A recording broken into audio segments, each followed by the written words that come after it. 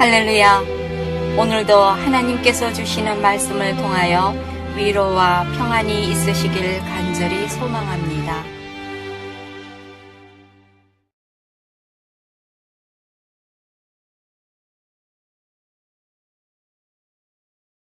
오늘 본문 말씀은 초대교회의 핍박이 시작되고 얼마 안 지났을 때 일어난 일을 기록하고 있습니다. 초대교회에 스데반이라는 집사가 있었는데, 이 스데반이 예수님을 따른다는 이유 하나만으로 사람들에게 도일질을 당해 순교를 당하게 됩니다. 그 일 이후에 스데반과 함께 예수님을 따르고 그리고 교회를 섬기던 그런 사람들이, 일꾼들이 일부가 거세지는 핍박과 박해로 인해서 본래 거하고 있던 예루살렘에 나와서 다른 지역으로 뿔뿔이 흩어지게 되었습니다.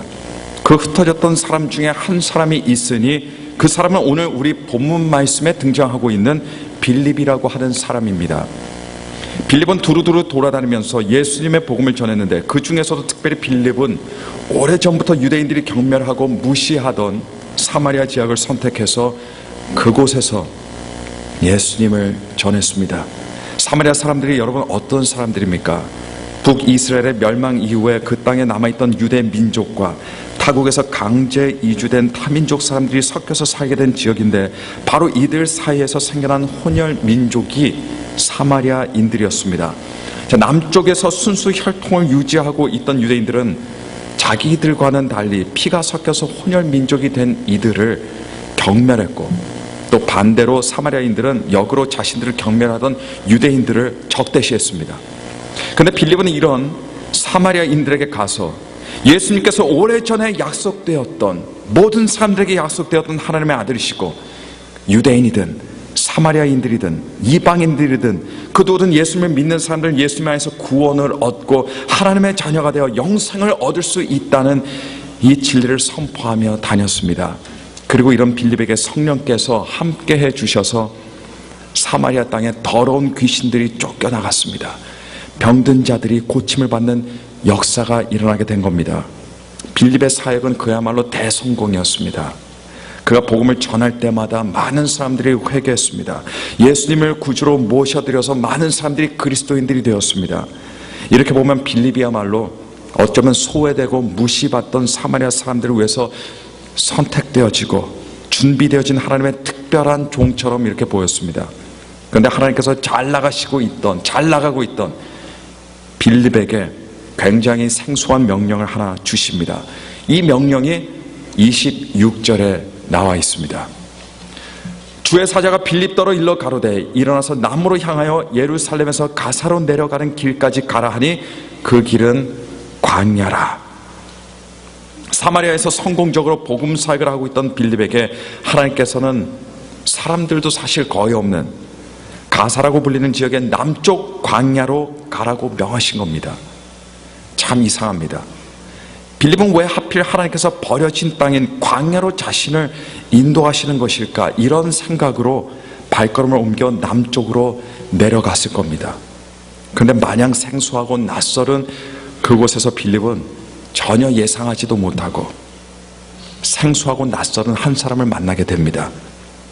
바로 에디오피아에서부터 예루살렘으로 올라오고 있던 내시를 거기서 만나게 된 겁니다. 이 에디오피아 내시는 굉장히 높은 직책을 가지고 있던 사람으로 에디피아국의 국고를 맡아 일하던 그런 사람이었습니다. 요즘 말로 한다면 나라 재정을 도맡아 관리하던 사람이었다는 이야기입니다. 근데 빌립이 이 사람의 병거를 보던 순간 성령께서 빌립에게 말씀하십니다. 마음속으로 말씀하십니다. 이 병거로 가까이 나아가라. 성령님의 이끌림을 받아 에디오피아 내시의 병거로 다가간 빌립이 가만히 보니까 그 내시가 마침 구약 성경에 이사야서를 펼쳐놓고 읽고 있는데, 그것도 마침 예수님의 예언이 들어있는 이사야 말씀이었습니다. 근데 이 부분을 읽으면서 이 내시가 이해하지 못해서 쩔쩔매고 있는 상황입니다. 이에 빌립이 이사야 선지자의 예언을 풀어서 하나님의 아들이신 예수 그리스도에 대해서 알려주고, 그리고 예수님의 십자가 복음에 대해서 가르쳐 주었습니다. 예수님의 복음을 들으니까 에디오피아인의 영혼의 눈이 열리게 돼요. 그리고 그제서야 무릎을 치면서 그 말씀을 깨닫게 된 것입니다.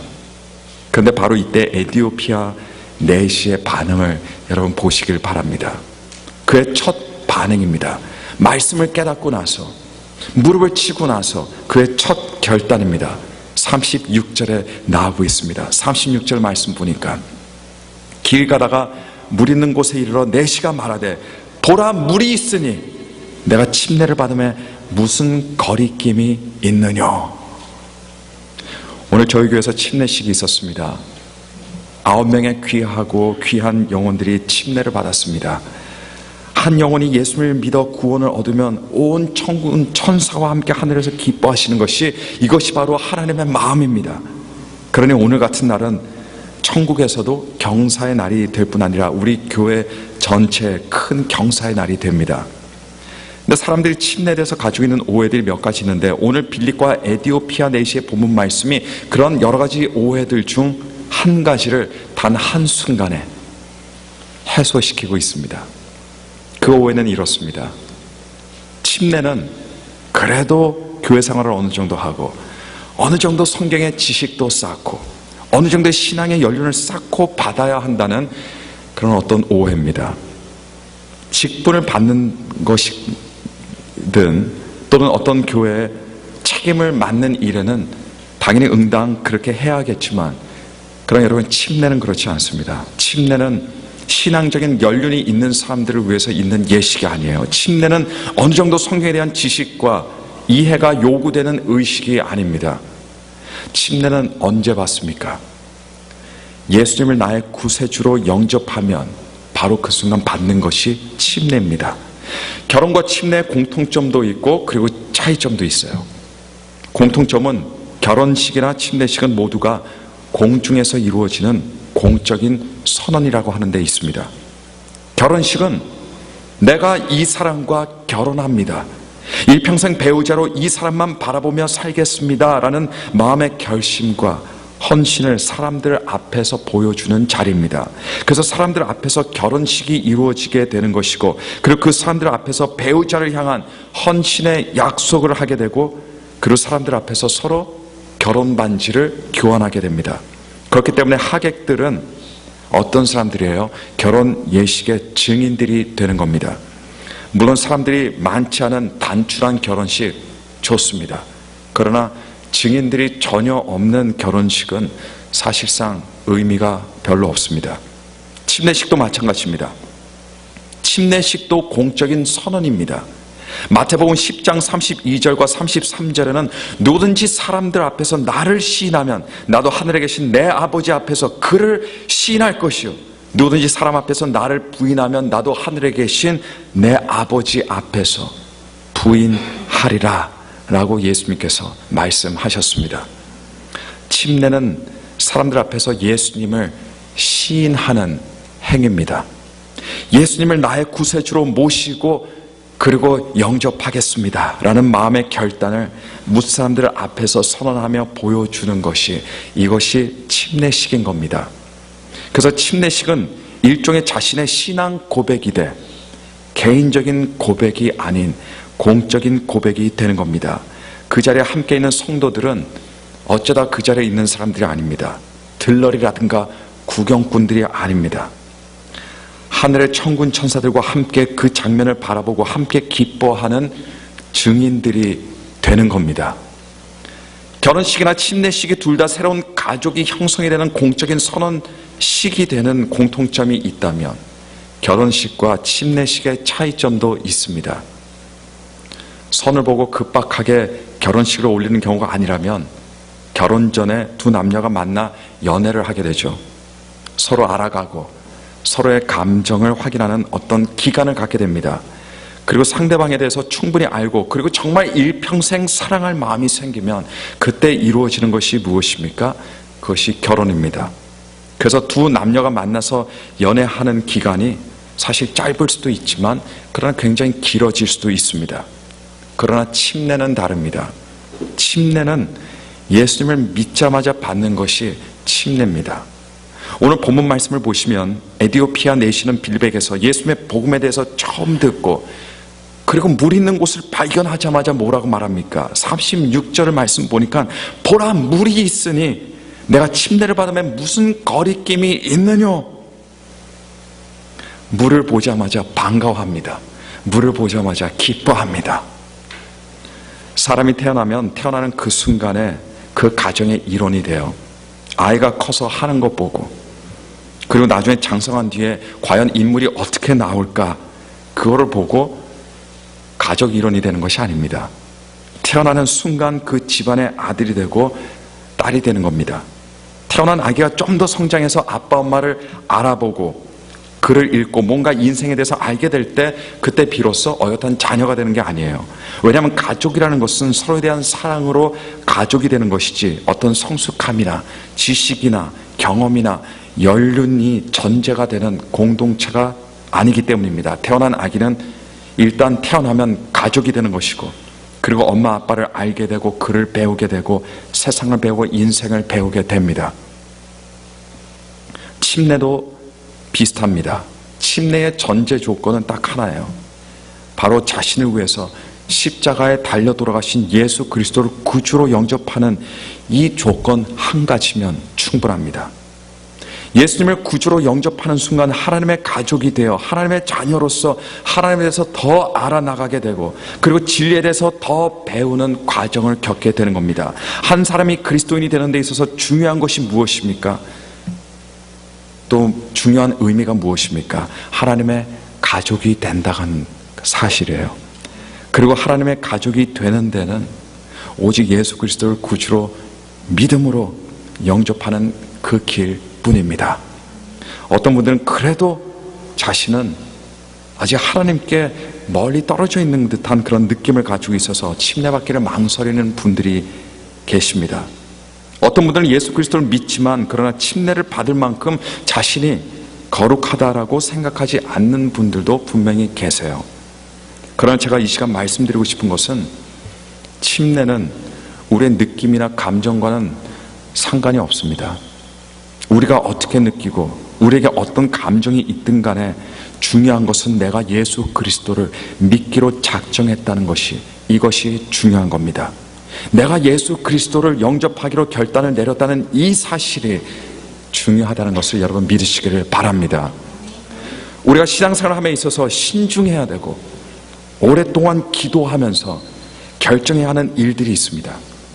어떤 일들은 다른 사람들의 조언을 구해야 돼요. 다른 사람들의 어떤 충고를 받고 다른 사람들의 생각을 들어보아야 하는 일들이 반드시 있습니다. 하지만 모든 일들이 그런 것이 아니에요. 오히려 어떤 일들은 정확히 그 반대가 되어야 됩니다. 다시 말씀드린다면, 고민하고 생각할 필요가 없는 것들이 있습니다.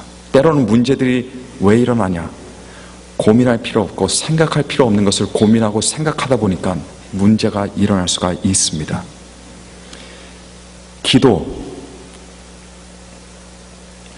기도는 기도할 필요가 없어요. 하나님, 제가 기도해야 됩니까? 안 해야 됩니까? 다른 이외의 신앙적인 것들, 여러분 사실 기도할 필요가 없는 것들 있습니다. 아주 단순하게 하나님께서는 즉각적인 순종만을 요구하는 것들이 있기 때문입니다. 그 중에 한 가지가 무엇입니까? 바로 침례입니다. 에티오피아 내시는 내가 침례를 받으면 무슨 거리낌이 있느냐 라고 이렇게 말했습니다. 왜냐하면 빌립에게서 예수님의 복음을 들었습니다. 예수님을 영접한 사람은 침례를 받아야 한다는 말을 이미 들었기 때문입니다. 에티오피아 내시에게 있어서 예수 그리스도를 믿고 침례를 받아야 한다는 것은 그로서 이해하기 어려운 일이 아니었어요. 그에게 있어서 그 의미를 깨닫기 위해서 오랜 시간이 필요한 것이 아니었습니다. 예수님을 알고 하나님의 뜻을 알게 된 에티오피아 내시에게 있어서 침례를 받는 것은 고민할 것도 없는 분명한 하나님의 뜻이었고, 그래서 그는 고민할 이유가 전혀 없었다는 겁니다. 내가 침례를 받으면 무슨 거리낌이 있느냐, 이것을 말하고 나서 물을 보는 즉시 침례를 받게 된 겁니다. 어떤 분들 중에 어릴 때 유아 세례를 받은 분들이 계세요. 나름 유아 세례 의미 있다라고 생각합니다. 그러나 성경은 침례에 대해서 아주 분명하게 가르쳐주고 있는 바가 무엇이냐면 침례는 자신의 뜻과는 상관없이 다른 누군가에게 의해서 받는 것이 아니라는 겁니다. 누구든지 개인적이고 인격적인 예수님과의 만남을 갖게 된 사람들이 자기 스스로 예수님을 구주로 영접하겠다는 결단이 요구되는 것이고, 그 결단에 따라서 침례를 받게 되는 겁니다. 자신이 침례를 받음에 있어서 다른 사람이 대신 결정해 줄 수는 없습니다. 등 떠밀려서 받게 되는 것이 침례가 아닙니다. 아무것도 모르는 상태에서 부모에 의해서 주어지는 것이 침례가 될 수가 없어요. 침례는 오직 자신만이 자신의 뜻으로 결정하게 되는 겁니다. 이것이 침례의 중요한 원칙들 중에 하나입니다. 오늘 본문 말씀을 보시면 에디오피아 내시는 하나님의 말씀인 이사야서를 읽고 있었습니다. 나름 하나님을 성경을 통해서 찾고 있었어요. 그의 마음에 어디 빈 공간이 있기 때문이었겠죠. 그 빈 공간이 있기 때문에 자기는 채울 수 없다는 걸 알았어요. 하나님만이 그 공간을 채울 수 있다는 걸 알았습니다. 그래서 성경을 읽습니다. 그런데 내시만 하나님을 찾던 것이 아니었습니다. 내시보다도 바로 하나님께서 그 내시를 생각하시고 계셨고, 그리고 내시를 찾고 계셨습니다. 그래서 사마리아에서 복음을 잘 전하고 있던 빌립을, 잘 나가던 빌립을, 유명해지고 있던 빌립을 에디오피아 내시 그 한 사람을 위해서 아무것도 없는 광야로 보내신 겁니다. 하나님께서 에디오피아 내시를 생각하셨고, 그리고 찾고 계셨기 때문입니다. 근데 빌립이 갔던 지역이 성경은 광야라고 이렇게 되어 있어요. 아무리 광야 같은 곳이다 하더라도 하나님의 은혜와 하나님의 사랑이 안 미치는 곳이 없습니다. 이것이 하나님의 은혜와 하나님의 사랑입니다. 어떤 상황에 있든 어떤 처지에 있든 하나님의 은혜가 못 미치는 곳은 없습니다. 여러분의 인생에 있어서 어떤 시간이든 어떤 자리든 어떤 장소이든 어떤 환경이든 하나님의 사랑과 하나님의 은혜가 여러분들을 반드시 찾아내게 됩니다. 근데 그 광야 지역이 가사라고 불리던 지역이었어요. 근데 그 밑으로 내려가게 되면요, 그 길은 어떤 길이냐, 더 밑쪽에 있는 이집트로 가는 길이에요. 애굽으로 가는 길입니다. 가사라는 곳을 지나 이집트 방향에 더 남쪽으로 내려가게 되면 더 깊은 광야로 들어가야 된다는 이야기예요. 그리고 거기에는 물이 있는 곳이 점점 희박해지게 됩니다. 사실 가사라는 지역이 그나마 물을 용이하게 찾을 수 있는 마지막 경계가 되는 그런 지역입니다. 하나님께서 빌립과 그리고 에디오피아 내시로 하여금 바로 다른 곳도 아닌 그곳에서 만나게 하신 것도 에디오피아 내시가 침례를 받을 수 있는 여건을 만들어 주신 것이라고 저는 그렇게 믿습니다. 그리고 예수 그리스도를 만나고 알게 된 에디오피아 내시는 즉각적인 순종으로 하나님의 은혜에, 하나님의 부르심에 답했습니다. 그리고 그에게 있어서 침례를 받는다는 것이 굉장히 큰 기쁨이었고 굉장히 큰 행복이었습니다. 이제 그도 예수 그리스도를 영접하고 자신의 믿음을 공적으로 선포하기 때문입니다. 이제 곧 크리스마스가 다가옵니다만, 어릴 적에 부모님께서 크리스마스 선물을 사시면 제가 못 찾을 곳에다가 크리스마스가 올 때까지 거기다가 숨겨 놓으셨어요. 제가 아주 어릴 때였죠. 저는 그래서 크리스마스 기간만 되면 숨겨진 선물을 찾기 위해서 사방팔방 온 집안을 뒤졌던 기억이 납니다. 잠겼던 부분도 뜯어서 열었던 기억이 있어요. 행여 선물을 찾게 되면, 물론 찾게 되죠. 네. 차마 부모님의 허락 없이 포장지는 뜯지는 못하고 그저 애타는 마음으로 그 선물을 바라볼 뿐이었습니다. 침례식은 크리스마스 선물을 기다리는 아이처럼 웬만하면 뒤로 미루는 것이 아니에요. 웬만하면 빨리 받고 싶어서 안달이 나야 하는 그런 것이 바로 침례입니다. 왜냐하면 그것은 축복의 순간이기 때문에요. 온 사람들 앞에서 하나님의 사람이 되고 하나님의 자녀가 되었다는 공적인 선포의 시간이 되기 때문입니다. 그리고 침례를 받는 사람들도 그렇지만 자신이 노력해서 다른 누군가가 교회에 나오게 되고 예수님을 믿게 되어 침례를 받게 되는 것도 그것을 보는 것이 얼마나 마음에 큰 기쁨이자 큰 감동인지 모릅니다. 오늘 침례받는 분들은 굉장히 큰 감동으로 감격으로 받으셨을 거예요.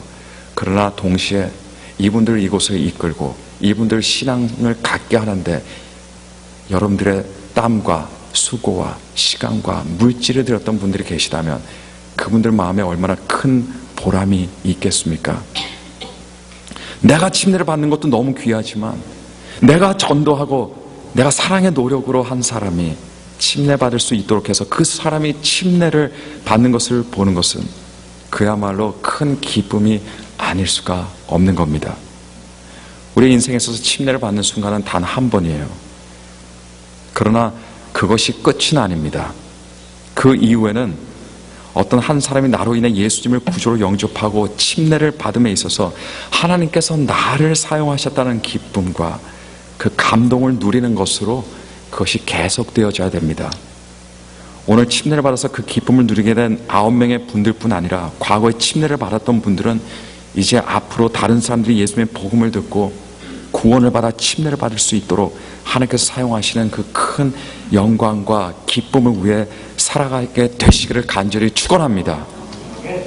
침례는 누구든지 예수 그리스도를 믿기로 결단한 사람이라면 받는 거룩한 예식입니다. 침례는 예수 그리스도로 말미암아 하나님의 가족이 되었다는 것을 공적으로 선포하는 행위라고 말씀을 드렸는데, 그렇다면 침례가 상징하고 있는 것이 무엇일까요? 침례에 어떤 깊은 영적인 의미가 있는데 그 의미가 형태로 드러나고 있습니다. 그 영적인 의미가 무엇이고 어떻게 형태로 드러나고 있을까요? 그것은 로마서 6장 3절부터 5절까지 우리에게 가르쳐주고 있습니다. 거기 말씀 보니까 무릇 그리스도 예수와 합하여 침례를 받은 우리는 그의 죽으심과 합하여 침례를 받은 줄 알지 못하느냐.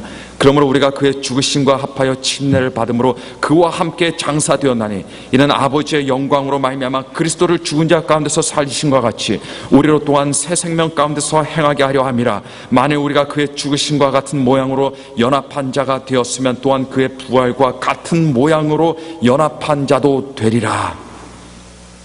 여러분들 잘 아시다시피 침례라는 것은 물속에 완전히 들어갔다가 나오는 그런 의식이에요.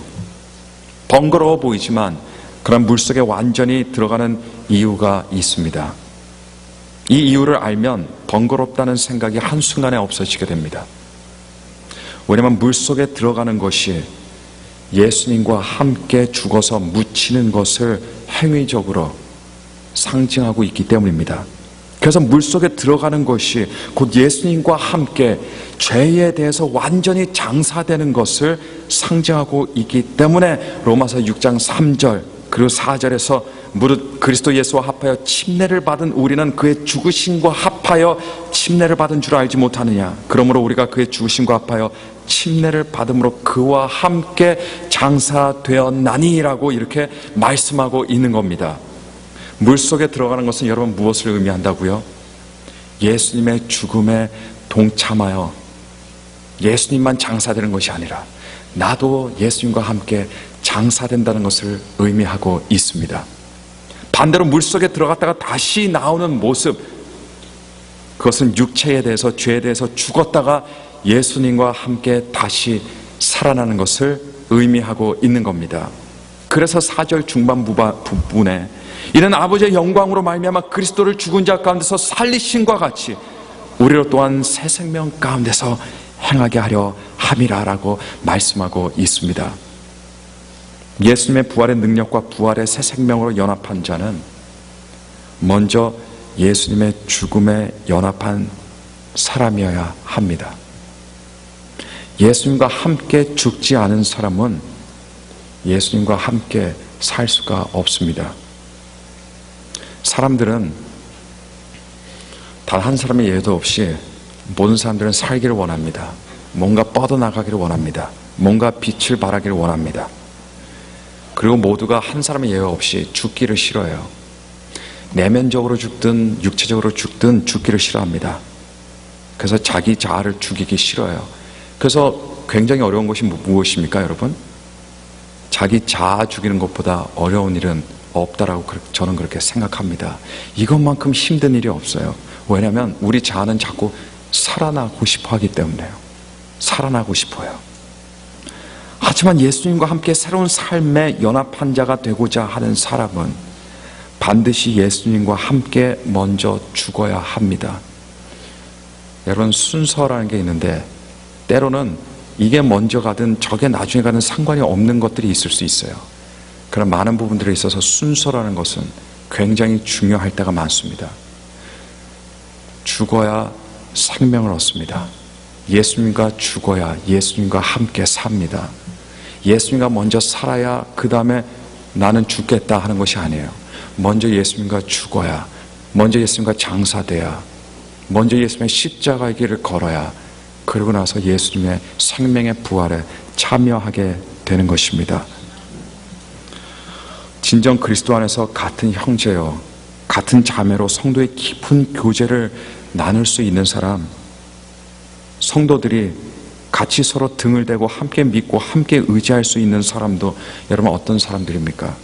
예수님의 죽음에 반드시 함께 동참한 사람이어야 합니다. 그렇지 않으면 함께 같이 있다가도 언제든지 다시 세상 바깥으로 뛰어나가게 됩니다. 끝까지 함께 있을 수가 없습니다. 왜냐? 함께 죽지 않았기 때문입니다. 소련이 붕괴되기 전에 시대에 이 소련 사회 속에 있던 그리스도인들은 철의 장막이라고 불리던 소련의 정권 속에서 끊임없는 핍박과 박해를 받으면서 살았습니다. 물론 종교를 갖는 것 허용되지 않았어요. 그런데 한 가정교회가 존재하고 있었습니다. 이들은 몰래 감시의 눈을 피해서 가정에 모여서 신앙생활을 했는데 감시가 심하고 해서 이들은 성경책도 들고 다니지 못했습니다. 그래서 성경의 많은 부분들을 어떻게 했습니까? 암기했어요. 암기하면서 살았습니다. 그들이 모이는 시간도, 우리 교회는 주일날 11시에 이곳에 예배드리러 모이지만 그들은 일정한 시간을 정할 수가 없었어요. 매번마다 다른 시간에 모여서 전혀 의심을 받지 않도록 조심하고 또 조심했습니다. 왜냐하면 목숨이 달려있는 일이기 때문입니다. 그들은 그러니까 목숨을 걸고 사실 예수님을 믿고 예수님을 예배했습니다. 그런데 어느 한 주일날 예전처럼 비밀 그리스도인들이 모여서 비밀리에 예배를 드리는데 모두가 함께 아주 조용히 찬양을 부르기 시작했습니다. 하나님의 은혜에 대해서, 자신들을 살려주시는 하나님에 대해서 아주 조용히 속삭이듯 찬양했습니다. 근데 찬양이 다 끝나기도 전에 2명의 소련군이 자동 소총을 들고 문을 박차고 들이닥쳤습니다. 한 사람이 무섭게 소리 지릅니다. 모두 벽을 마주보고 서시오. 그렇게 다 세우고 나서 그 군인이 이렇게 말해요. 지금 단 한 번의 기회를 줄 테니 지금 이 시간 예수에 대한 신앙을 버릴 사람들은 당장 이 집에서 나가시오. 그 사람들은 살려주겠어. 눈을 감아주겠어. 그러자 여러 명의 사람들이 고개를 숙이면서 나갔습니다. 군인이 다시 한번 소리 지릅니다. 지금 돌아서서 나가든가 아니면 끔찍한 결과를 맛보든가 둘 중에 하나만 선택하시오. 그러자 또 다른 사람들 몇 명이 그때까지 가만히 있다가 그 소리를 들고 다시 또 그 집을 나갔습니다. 다시 군인이 총뿌리를 이번엔 무섭게 겨누면서 정말 쏠 것처럼 이 자리를 나갈 사람은 더 이상 없는 것이요. 한 어린 아기를 안고 있던 부부는 서로를 보면서 굳은 결의의 표정으로 그 조그만 아기를 쳐다봅니다. 바라봅니다. 그러나 그 자리에서 꿈쩍도 하지 않습니다. 그러면서 그 아기를 바라보면서 미안하다, 미안하다. 그 젊은 부부는 그 자리에서 총살을 당할 각오가 되어 있었습니다. 얼마 안 되는 정말 소수의 사람만 남아있던 그 시점에서, 그런데 군인이 갑자기 부드러운 목소리로 말하게 돼요. 이제 손을 내리시오. 반갑습니다, 여러분. 우리는 지난 수년 동안 많은 그리스도인들을 잡으러 다녔는데 어느 순간 예수님을 만나 우리들도 그리스도인들이 되어버리고 말았습니다. 다른 사람들 공포에 내몰고 이 자리에서 쫓아버린 것에 대해서 굉장히 미안하게 생각합니다. 하지만 우리는 과연 우리 구주 예수님을 위해서 죽을 각오가 누가 되어 있는지 알아야만 했습니다. 왜냐하면 그런 사람들만을 우리가 진정으로 믿고 함께 신앙생활을 할 수 있기 때문입니다. 진정한 그리스도인들은 예수님과 함께 죽음에 동참한 사람들로 예수님의 죽음에도 연합한 사람들이 되는 겁니다. 예수님과 함께 장사된 사람들만이 그리스도인들이 되는 겁니다. 예수님의 죽음에 동참하지 않으려는 사람들은 예수님의 죽음에 연합할 수가 없고, 따라서 예수님의 다시 사시는 그 생명에도 연합할 수가 없습니다. 내가 좋아하는 스포츠팀이 있다면 그 스포츠팀이 잘해야 그 스포츠팀을 더 응원하고 더 좋아하겠지만, 그 스포츠팀이 못하면 금방이라도 돌아서고 무관심해짓하는 그런 신앙생활이 그리스도인의 신앙생활이 아닙니다. 나쁠 때든 좋을 때든 위험할 때든 힘들 때든 예수님과 함께 있을 수 있는 사람이 그리스도인입니다. 나쁠 때는 예수님께 등을 돌리고 좋을 때만, 축복받을 때만 예수님을 찾는 신앙은 진정한 신앙이 될 수가 없습니다. 그리스도인들은 예수님의 죽음에 먼저 동참하는 사람들이고 예수님의 죽음에 먼저 연합한 사람들이 그리스도인들입니다. 예수 안에서 사는 것에만 관심이 있고 죽는 것을 못하는 사람에게 기대할 수 있는 것은 사실은 없습니다. 예수님의 죽음에 동참할 수 있는 사람들이 누굽니까? 하나님의 자녀입니다. 그리고 하나님의 자녀이기 때문에 예수님의 죽음에 동참할 수 있게 되는 겁니다. 내가 예수님과 함께 죽겠습니다. 그래서 예수님의 사람이 되겠습니다. 그리고 동시에 예수님과 함께 살겠습니다. 이 귀하고 귀한 고백하는 순간이 바로 침례를 받는 순간입니다. 그것이 바로 침례식입니다. 그리고 그 고백이 일평생 살아가시면서 저와 여러분들의 고백이 되기를 간절히 축원합니다. 우리 함께 고개 숙여서 기도하시겠습니다. 기도하실 때 하나님 아버지, 예수 그리스도와 함께 죽게 하시니 감사합니다. 예수 그리스도와 함께 장사되게 하시니 감사합니다. 그 장사와 죽음이 무엇을 의미합니까? 예수 그리스도의 부활의 생명을 의미하는 것 아니겠습니까? 하나님, 오늘 이 시간 다시 한번 주님과 함께 장사되었다는 사실을 기억하게 하시고 예수 그리스도와 함께 죽음에 연합한 자가 되어서 진정 예수 그리스도의 생명에도 연합한 자가 되게 하시니 그 감동이 우리 마음에 살아있게 하시고 그 감격이 우리의 가슴 속에 살아있게 해주셔서 그 감동으로 오늘을 살아가는 저희들이 되게 하여 주옵소서. 우리 함께 합심으로 통성으로 간절히 주님을 찾으면서 함께 기도하도록 하겠습니다. 다 함께 기도하시겠습니다.